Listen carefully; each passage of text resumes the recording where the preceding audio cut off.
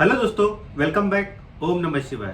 तो आज बात करेंगे स्कॉर्पियन राशि वालों के बारे में, जो कि उनका गुरु का गोचर जो कि उनके चौथे घर में होने वाला है, ये कैसा रिजल्ट्स लेके आएगा, यही मैं आपको बताने की कोशिश करूंगा। जो कि देखिए होने वाला है आपके नवंबर 20 से अप्रैल 13 तक। तो देखिए, जब इतने अंतराल के लिए गुरु का गोचर होता है तो यहाँ पे थोड़ा बहुत चेंजेस आते हैं, ठीक है। और स्कॉर्पियन जो राशि होती है, इनको यूजुअली हमेशा चेंज की ज़रूरत होती है। अगर काफ़ी टाइम पे अगर कोई चीज़ चेंज नहीं होती है, यानी कि कुछ अगर आप बैड टाइम्स आपका चल रहा है और वहाँ पे कुछ चेंजेस नहीं आते, तो काफ़ी टाइम पे ऐसा होता है कि स्कॉर्पियंस काफ़ी ज़्यादा डिप्रेसिव या फिर एकदम से स्ट्रेस में चले जाते हैं और बहुत ज़्यादा इरिटेटेड हो जाते हैं। तो उनके लिए कभी भी कोई भी ट्रांजिट बहुत इंपॉर्टेंट होता है, क्योंकि वो जो बुरे स्थिति से बाहर निकलने में काम आता है।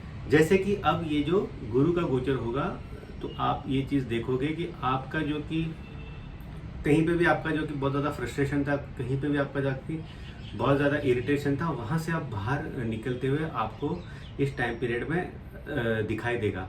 तो देखिए, गुरु का जो कि गोचर चौथे घर में होने वाला है स्कॉर्पियन साइन वालों के लिए, तो ये देखिए कहीं ना कहीं आपके घर से रिलेटेड प्रॉब्लम को सॉल्व करने की कोशिश करेगा। देखिए, गुरु कैसे भी हो, ठीक है, आपकी कुंडली में बुरा हो, अच्छा हो, कैसा भी हो, जब भी वो कहीं पे भी ट्रांजिट करता है ना, वो उस हाउस को सॉल्व करने की कोशिश करता है। जो वहाँ पे प्रॉब्लम्स है उसको सॉल्व करने की कोशिश करता है।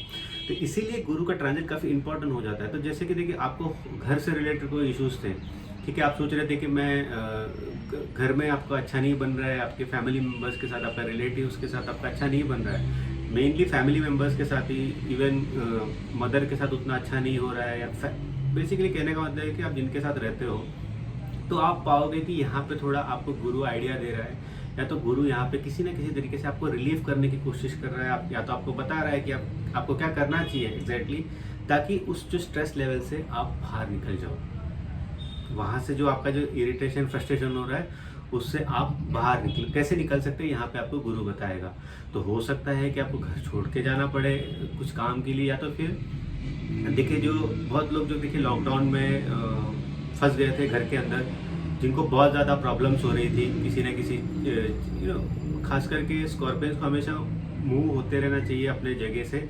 अदरवाइज अगर वो एक जगह स्टेबल हो जाते हैं, यानी कि एक जगह फंस जाते हैं, तो वहाँ पे उनको बहुत ज़्यादा प्रॉब्लम्स आती है। जैसे कि लॉकडाउन में स्कॉर्पियंस को बहुत ज़्यादा प्रॉब्लम्स हुई है, क्योंकि कहीं मूवमेंट नहीं हो रहा था और वो कहीं पे रह जाते, तो वहाँ पे फ्रस्ट्रेशन क्रिएट होने लग जाता है। अगर ज़्यादा लोगों से नहीं मिलते, ज़्यादा लोगों से बात नहीं करते, तो यहाँ पे गुरु किसी ना किसी तरीके से आपको बताएगा, आपको आउटर वर्ल्ड देखने के लिए आपके कर्मास जो है वो आपको याद दिलाएगा कि अच्छा, आपको ये कर्मास करने थे।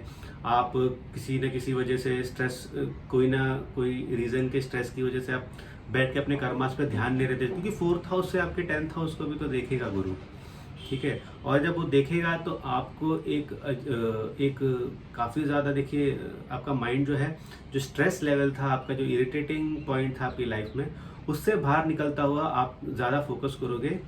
अच्छा, मुझे वो चीज़ करना था, काफ़ी टाइम से अटका हुआ था, मुझे वो चीज़ पे अब ध्यान देना चाहिए।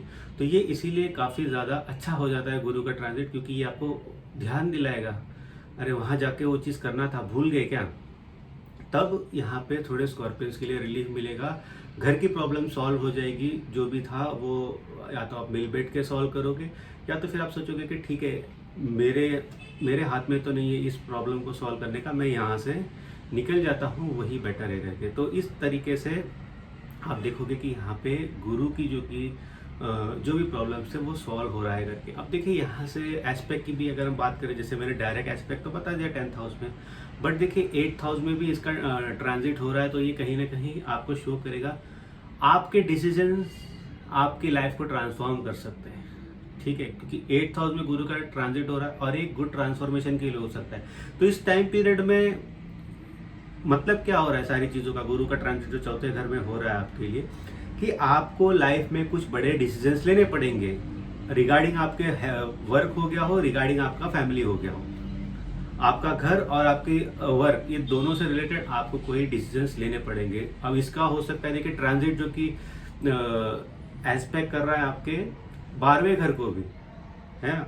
तो हो सकता है कि इस टाइम पीरियड में स्पिरिचुअल ट्रैवल हो, या तो फिर आप हो सके तो आप सोचोगे कि या तो मैं स्टेट छोड़ के चला जाऊँ, या तो फिर आप सोचोगे कि मैं देश छोड़ के चला जाऊँ। ऐसे बहुत सारे माइंड में आपके विचार आएंगे और कहीं ना कहीं ये हो सकता है कि 50 to 60% आप कर दो, क्योंकि देखिए और प्लैनेट्स का भी यहाँ पे इन्फ्लुएंस बहुत ज़्यादा है। और शनि जो कि आपके थर्ड हाउस में वैसे ही बैठा हुआ है, जो कि लॉन्ग, देखिए शॉर्ट डिस्टेंस ट्रैवल को थर्ड हाउस शो करता है, बट या तो ये शो करेगा इस टाइम पीरियड में जब गुरु एक बार चौथे घर में आ जाएगा, तो ये शो करेगा या तो फिर आप ऐसा कोई काम ढूंढ रहे हो जहाँ पे रेगुलर ट्रैवल होगा, या तो फिर आप कोई लॉन्ग डिस्टेंस ट्रैवल के लिए जाओगे। तो इनमें से दो में से कोई एक चीज़ आपके साथ ज़रूर होने वाला है। आप ऐसा काम, आप प्रोफेशन में जाओगे जहाँ पे आपका डेली ट्रैवल हो रहा हो, या तो फिर आप ऐसे प्रोफेशन में जाओगे, ऐसा कोई प्रोफेशन में जाओगे जो घर से काफ़ी दूर होगा, तो यानी मतलब आपको घर में आने का चांसेस काफ़ी कम हो जाएंगे। तो ये टाइम पीरियड पे देखिए स्कॉर्पियन लोग को थोड़ा गुरु बेसिकली क्या करेगा, वो कुछ अलग तरीके से आपको दुनिया और घर देखने के लिए मजबूर करेगा।